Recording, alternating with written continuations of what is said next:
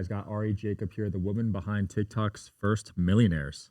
What a story, and you've dealt with a lot. I can't wait to dive into it today. Thanks for coming on. Yeah, thanks for having me. This will be fun. Yeah, and welcome to Vegas, too. I live here now, so we're both Vegas locals. Yeah, you escaped LA just like I did. You were there during the peak of all this TikTok craziness, right? Yeah, it was insane. I mean, at the beginning, I moved to LA because I was representing Canelo Alvarez, the boxer. And actually, I'm from Mexico City. A lot of people don't know that. I was born in Mexico and I immigrated here legally when I was a little girl. My dad died and my mom married an American, and so he adopted me, and then I became an American. So very proud, patriotic person over here. You had to clarify the legally part. Yeah, exactly.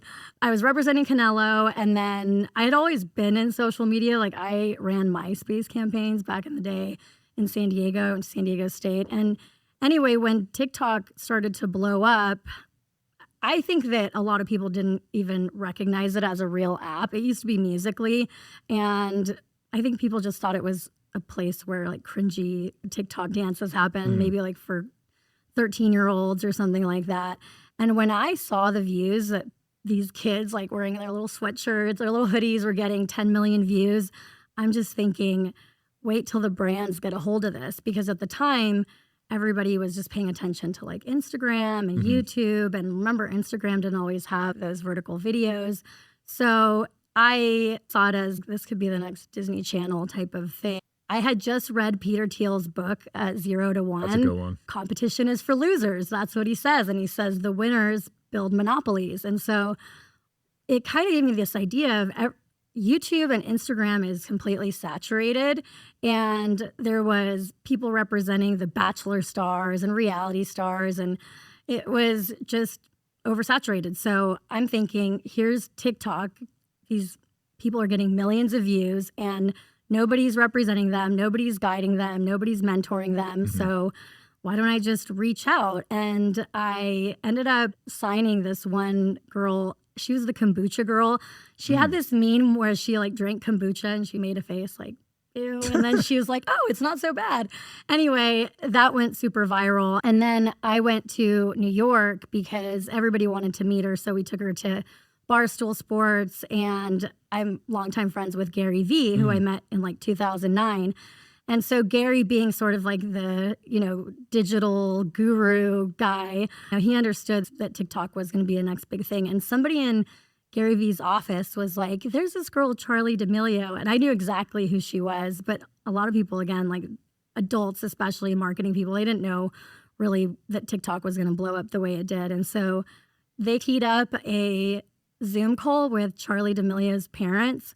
And that's when really things exploded, because Charli D'Amelio was this all-American girl, didn't wear a lot of makeup. She just seemed like the girl next door. Yeah. And she had a good family, and she was making dance videos. And in the beginning of TikTok, and probably still somewhat now, the algorithm worked this way. If somebody watches a video several times over, the algorithm is going to shoot it to the top of the For You page. And at the time, there wasn't millions of creators on there. It was like a TV channel with maybe 30 talents on there.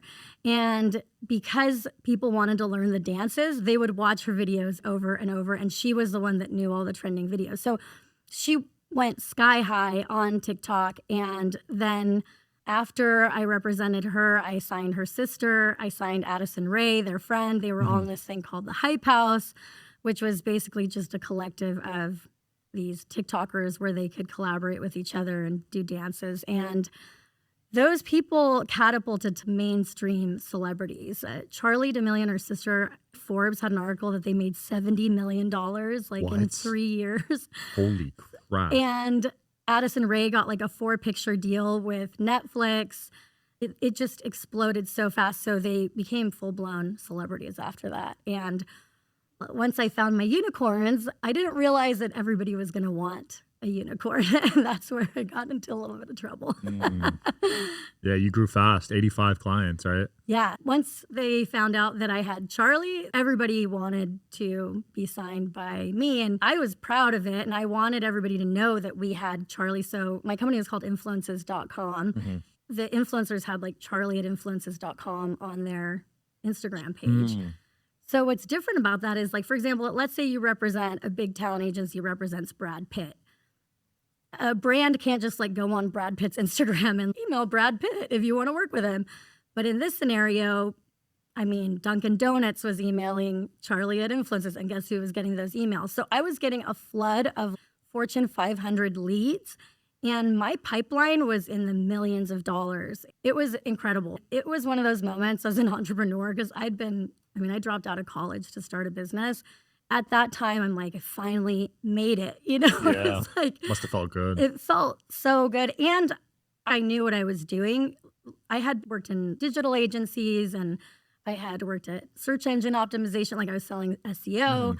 And I always wanted to be a creator, but my only inspiration was Gary Vee. He's the one that was like, I believe in you. But at the time, people didn't get it. Like if you were on MySpace, your parents were like, you're wasting your time. Why are you on this?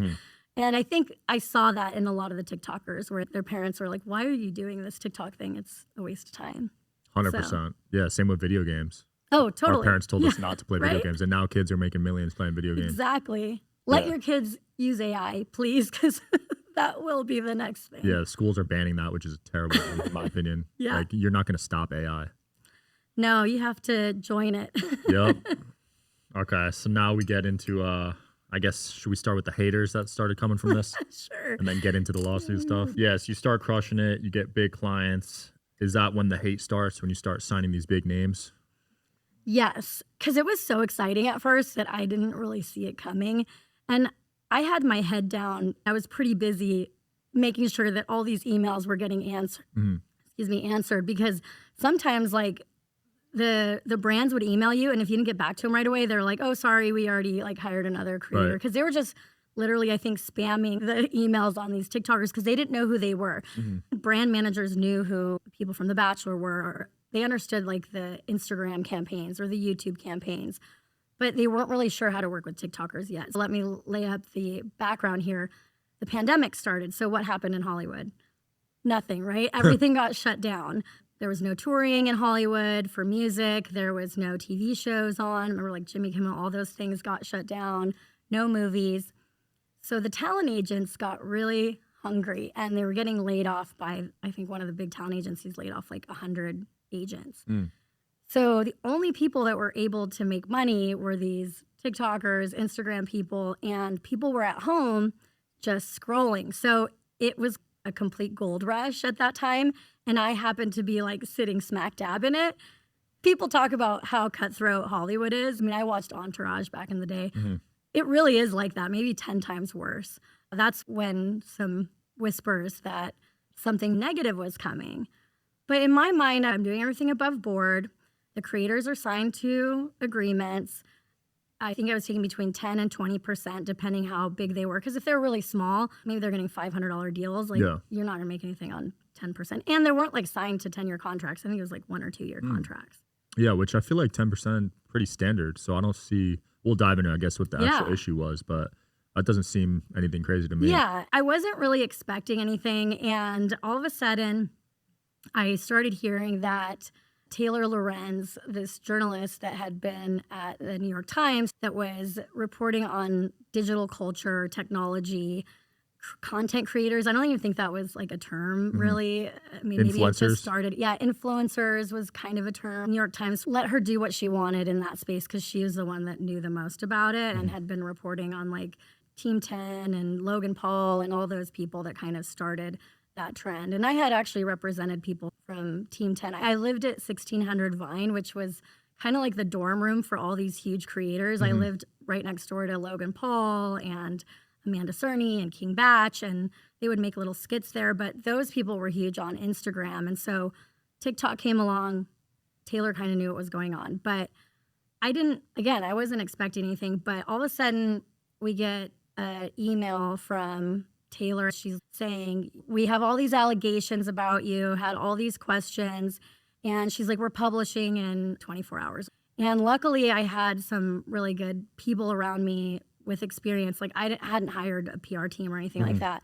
And my friend Matt Shoup was like, don't answer her directly, like get your lawyer involved. And so I'm basically pulling an all-nighter with my attorney because she's asking all these questions. And I'm telling the attorney, well, let's just give her all the contracts. Like, this is, she's wrong about this, saying that, oh, it's alleged that you didn't pay somebody on time or all this stuff. And I'm like, no, we did. Like, we have the paperwork. And my attorney's like, well, it's not that easy, Ari, because let's just say that we tell her that XYZ Fortune 500 brand paid late, and that's why the influencer didn't get paid until the brand paid.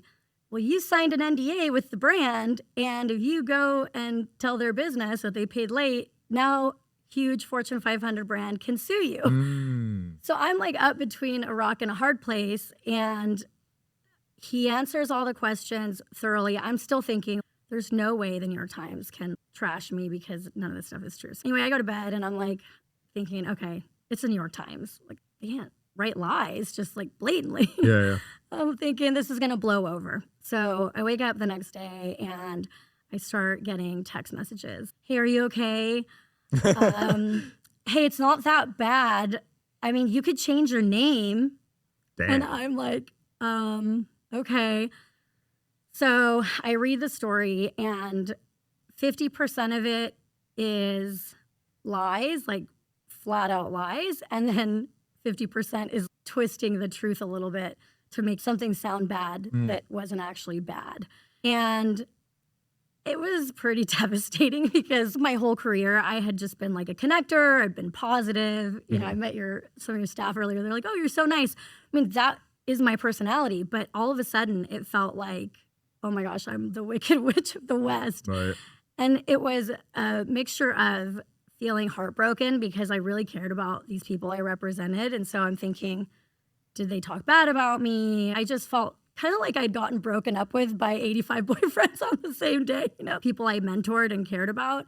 And then on the other side, I'm like, what does the New York Times and Taylor Lorenz have against me? Like, I couldn't figure it out. I was a little bit like started, I think after it hit, I'm like putting together like the red threads, the yarn on the wall. Because I'm like, why are they attacking me? I just didn't understand it.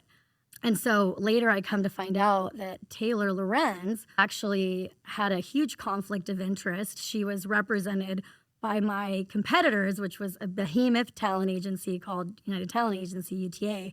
And then my big clients, a lot of them signed to UTA once they left, once my business was basically destroyed overnight. So it was planned. I mean, I believe it was for sure. And she had just gotten a book deal from UTA. I don't know, like maybe it was just like a little bit of like, hey, you don't like her. And maybe she was a bit jealous because I was also kind of like right smack dab in this world that I think she wanted to be in. Like, she didn't hang out with the creators.